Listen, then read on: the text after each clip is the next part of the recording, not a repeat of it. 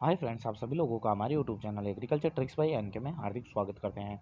जैसा कि आप लोगों को पता है कि एग्रीकल्चर से रिगार्डिंग कोई भी ट्रिक वगैरह होती है या फिर कोई भी नया अपडेट वगैरह आता है तो हम आप लोगों को वीडियो के माध्यम से प्रोवाइड करवाते रहते हैं। तो इसी कड़ी के अंतर्गत अपन बात करने वाले हैं, जो भी कोई आपके जो ऑप्शनल फॉर्म अभी तक भरे स्टार्ट नहीं हुए वो कब तक स्टार्ट होंगे, है ना, किस वजह से ये रुके हुए हैं, इसकी बात करेंगे। दूसरा मैं बात करूँगा कि जो आपके जेट के अंतर्गत कई जो कॉलेजेस खुले हैं तो उनके अंतर्गत कौन कौन सी सीटें हैं, कहाँ कहाँ पे कॉलेजेस हैं, उनकी भी मैं लिस्ट लेके आया हूँ जिसके अंतर्गत अपन आज बात करने वाले हैं।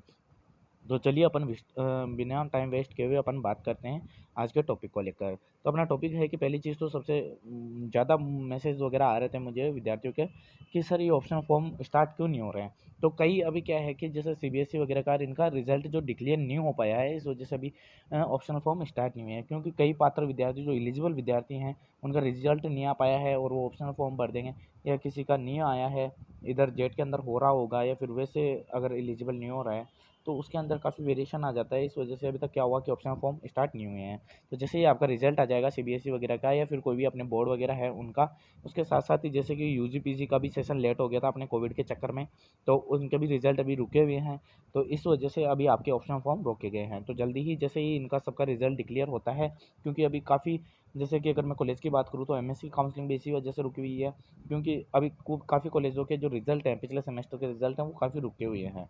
तो जैसे ही वो रिजल्ट जारी होंगे तो आपका ऑप्शनल फॉर्म चालू हो जाएंगे, और जैसे ही ऑप्शनल फॉर्म चालू होते हैं मैं आप लोगों को वीडियो के माध्यम से इसका नोटिफिकेशन डाल दूंगा, या फिर अपने इसके अंदर के मैसेज भी डाल दूंगा कि ताकि आप लोगों को पता चल जाएगा कब स्टार्ट होंगे।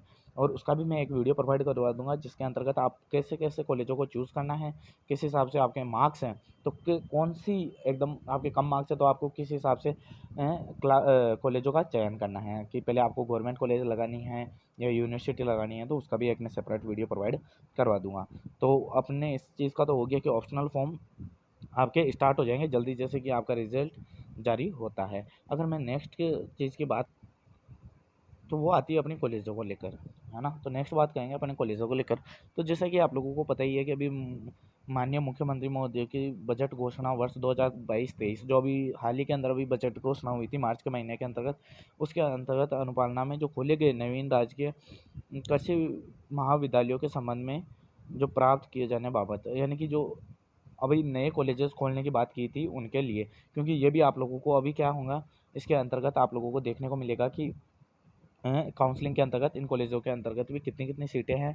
आपके नंबर अच्छे आ रहे हैं तो आप उनको, जैसे कि आप अपने नियर बाई जो पास में कॉलेज पढ़ती है तो उनको भी आप चयन कर पाओगे। तो मैं इसके अंतर्गत क्या लिखा गया है, उपयुक्त विषयानुगत माननीय मुख्यमंत्री महोदय की बजट घोषणा 2022-23 में खोले गए नवीन राजकीय कृषि महाविद्यालयों के संचालन संबंधी कार्यों को संपादन हेतु विभागीय आदेश क्रमशः 288 दिनांक 5 जुलाई 2022 के द्वारा आपको नोडल अधिकारी नियुक्त किया गया है। अतः आपको निर्देशित किया जाता है कि नवीन स्थापित राजकीय महाविद्यालयों के संबंध में परिशिष्ट 0.1 संलग्न सूची, जो कि आपका इसके 0.3 में उल्लेख किया गया है, सत्र 22-23 की संबंधितता प्राप्त किए जाने की कार्रवाई अविलंब किया जाना सुनिश्चित करे, यानी कि उनको जल्दी से करे, और जो भी कोई पात्र होगा उनको इसके अंतर्गत प्राथमिकता दे। तो मैं आप लोगों को जो भी अपने कॉलेजेस हैं उनकी एक बार बता देता हूँ।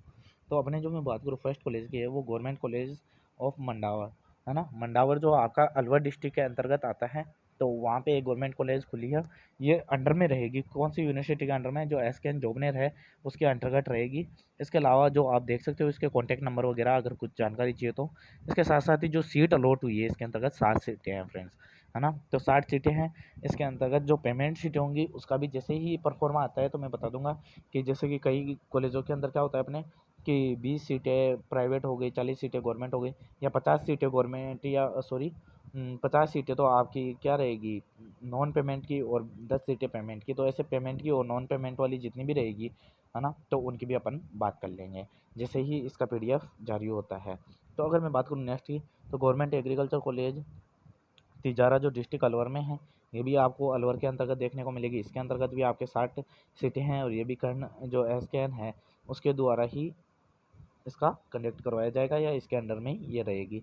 इसके अलावा ये एसकेएन के अंदर की तीसरी कॉलेज की मैं बात करूँ वो भी आपके भरतपुर के अंतर्गत रहेगी, तो इसके अंतर्गत भी 60-60 सीटें हैं।